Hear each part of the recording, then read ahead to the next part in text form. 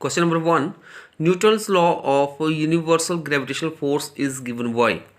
जो हमारे पास universal law of gravitation है जो न्यूटन ने दिया था, उसके अकॉर्डिंग अगर हम कोई दो बॉडी लेते हैं, हमने यहाँ पे दो बॉडी ए और बी ले ली। ए का मास m1 है, दूसरी बॉडी बी का m2, और दोनों के बीच की डिस्टेंस r है। तो हमारे पास इन दोनों के बीच अकॉर्डिंग टू न्यूटन जो ग्रेविटेशनल फोर्स होगी डायरेक्टली प्रोपोर्शनल होगी product of masses, that is m1 multiply m2, and inversely proportional to the square of the distance between them, that is 1/r²। जब हम इसको कंबाइन करके लिखेंगे और कांस्टेंट ऑफ प्रोपोर्शनलिटी को रिमूव करेंगे तो हमारे पास आ जाएगा gravitational force F is equal to G m1 multiply m2 over r²। So here B is the correct option. Question number 2, which law describes the orbits of planet around the sun?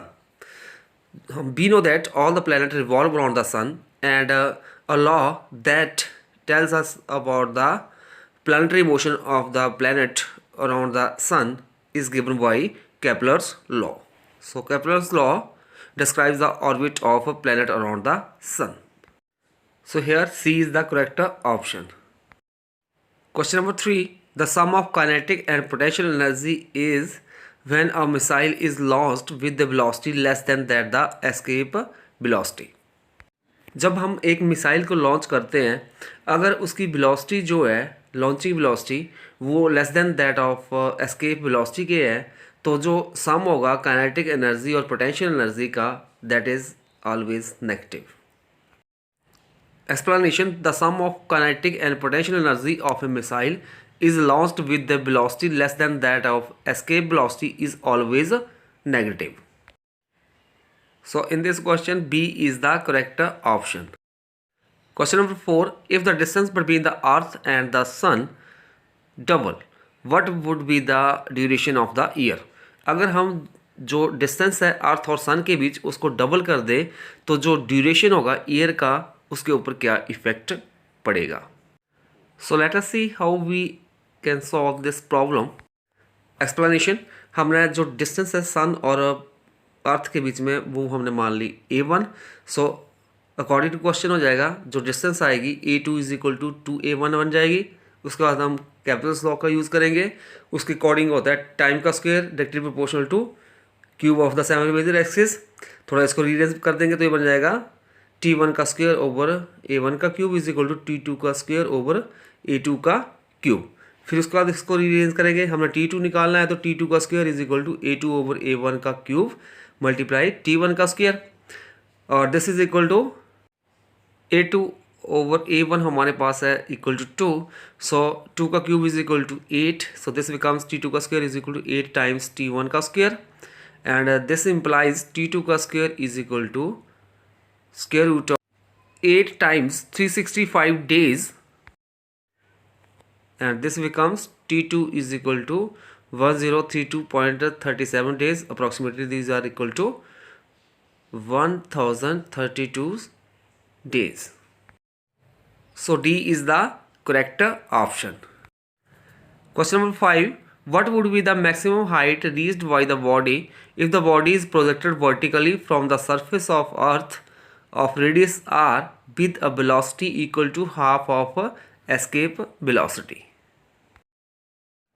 अगर हम किसी body को vertically upward from earth surface से project करते हैं और जो उसकी वेलोसिटी जो है उसको हम रखते हैं हाफ ऑफ एस्केप वेलोसिटी के, तो हमारे पास जो बॉडी है वो कितनी हाइट गेन करेगी अगर अर्थ का रेडियस हम कैपिटल R लेते हैं।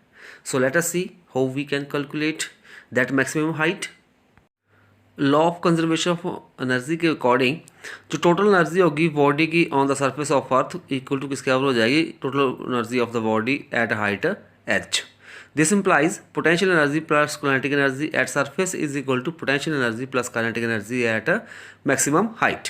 जो पोटेंशियल एनर्जी होगी सरफेस के ऊपर वो हो जाएगी -Gmm over r plus kinetic energy होगी हाफ mve ओवर 2 का square equal to potential energy हो जाएगी -Gmm over r plus h plus half m, और मैक्सिमम हाइट के ऊपर वेलोसिटी 0 होगी तो 0 का स्क्वायर। वी नो दैट जो escape velocity होगी, this is equal to square root of 2gm over r. So this is equation number 2. Now substitute 2 in equation 1 and solving we get h is equal to r over 3. So in this question D is the correct option. Question number 6. In a manned satellite people experience no gravity and it is known as. Satellite में people जो हैं वो gravity को experience नहीं करते हैं और इसको हम क्या कहते हैं? Let us see. Explanation. When the object is in free fall it is weightlessness and this phenomena is known as the weightlessness. जब कोई ऑब्जेक्ट जो है in that case free fall होता है तो it is weightlessness and phenomena is also known as the weightlessness. C is the correct option. Question number 7. Dimensional formula for gravitational intensity is. जो gravitational intensity होगी उसके लिए dimensional formula हम होगा हमारे पास LT-2. So here B is the correct option. Question number 8. Gravitational force on a particle inside a spherical shell is. Spherical shell के inside जो gravitational force होगी पार्टिकल के ऊपर that is 0. C is the correct option. Gravitational force on a particle inside a spherical shell is 0. Question number 9. The satellite having the same time period of revolution as that of the earth is called. कोई भी satellite है जिसका time period जो होगा revolution का अर्थ के equal हो, that satellite is known as the geostationary satellite. Explanation. Geostationary satellite rotate in the equatorial plane from west to east. Geostationary satellites are used for communication purposes. So B is the correct option. Question number 10. A missile is launched with a velocity less than that the escape velocity. The sum of its kinetic and potential energy is negative. So here B is the correct option.